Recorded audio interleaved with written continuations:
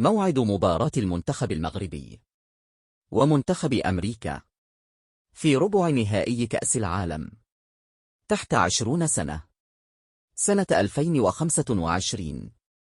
ستلعب هذه المباراة يوم الأحد 12 أكتوبر من العام الجار على الساعة 9 مساء بتوقيت المغرب وتونس والجزائر، والساعة 11 ليلا بتوقيت السعودية وقطر والكويت وسوريا والعراق ومصر، والساعة 12 ليلا بتوقيت الإمارات وعمان.